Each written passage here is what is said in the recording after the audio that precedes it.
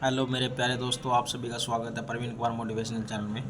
जैसे कि आप सभी को पता है, मैं अपने इस यूट्यूब पे जो है किसी न किसी प्रकार की जो भी हरियाणा सरकार से, भारत सरकार से जो भी स्कीम आती है उसके बारे में जो है योजनाएं जो आती है उनके बारे में वीडियो डालता रहता हूँ।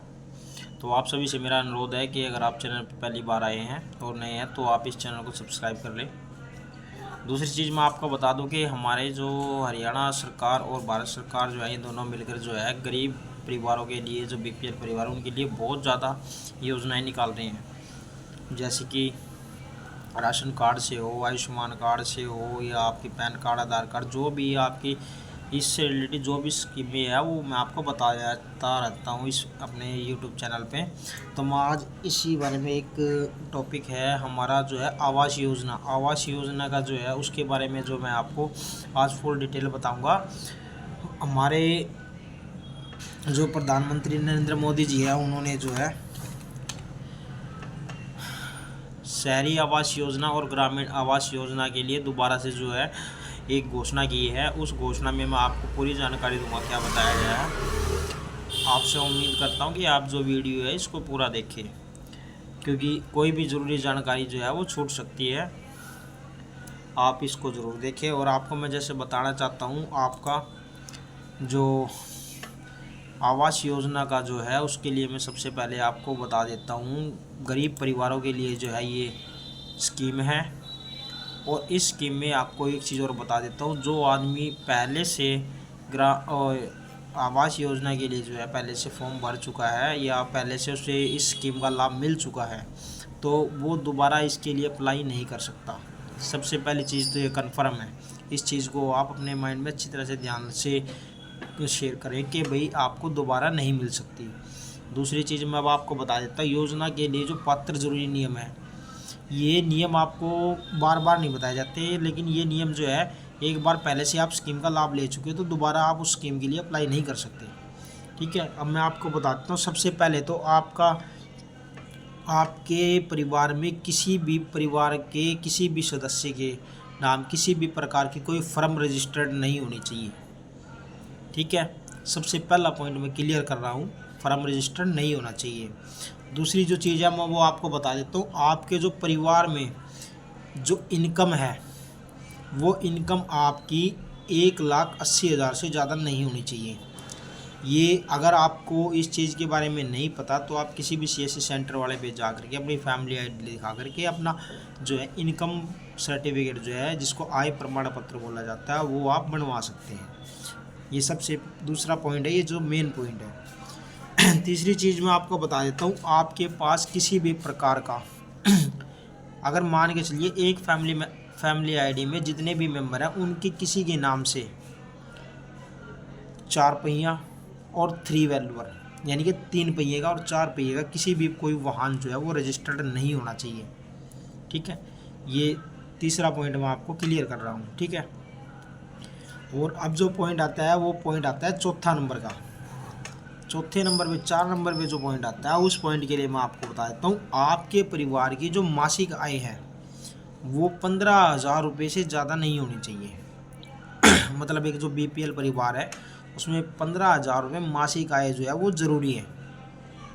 अगर इससे ज़्यादा हो जाती है तो आपके परिवार में किसी भी मेंबर की अगर ज़्यादा हो जाती है तो आप इस स्कीम के लिए एलिजिबल नहीं है, PM आवास योजना के लिए। ठीक है, तो आपके मैं 4 पॉइंट क्लियर कर चुका हूँ। मैं आपको 5वां पॉइंट और क्लियर कर देता हूँ। आपके परिवार में किसी भी प्रकार से कृषि यंत्र होता है खेती के लिए, ठीक है, मैं वो भी बता देता हूँ आपको।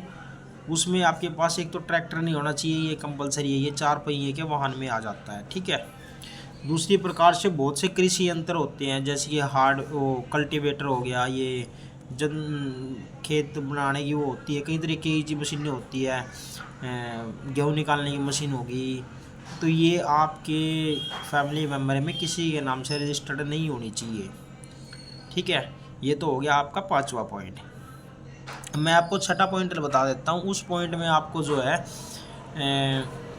आपको कम से कम आपके परिवार में कोई भी सदस्य इनकम टैक्स नहीं हो, यानी कि आयकर दाता नहीं होना चाहिए, वो अपनी आय पे टैक्स ना देता हो। ठीक है, और मैं अभी जैसे आपको एक चीज़ और बताने देना चाहता हूँ, इनकम टैक्स नहीं देना हो, ये आपका 7वां पॉइंट है। और छठा पॉइंट मैंने आपको बताया, आपके कृषि यंत्र नहीं होना चाहिए आपके पास, या ट्रैक्टर वगैरह आपके नाम से रजिस्टर नहीं होना चाहिए। ठीक है, तो ये 7वां पॉइंट भी मैंने आपको क्लियर कर दिया, छठा भी कर दिया। अब मैं आपको बताता हूँ 8वां पॉइंट। आपके परिवार में से किसी भी सदस्य को सरकारी जॉब में नहीं होना चाहिए, कोई भी पहले सरकारी जॉब में नहीं हो। सरकारी नौकरी वाला तो इस स्कीम का लाभ ले ही नहीं सकता। ठीक है, इस चीज़ का भी ध्यान रखना है। ये आपका 8वां पॉइंट है। अब आपका एक 9वां पॉइंट और आता है।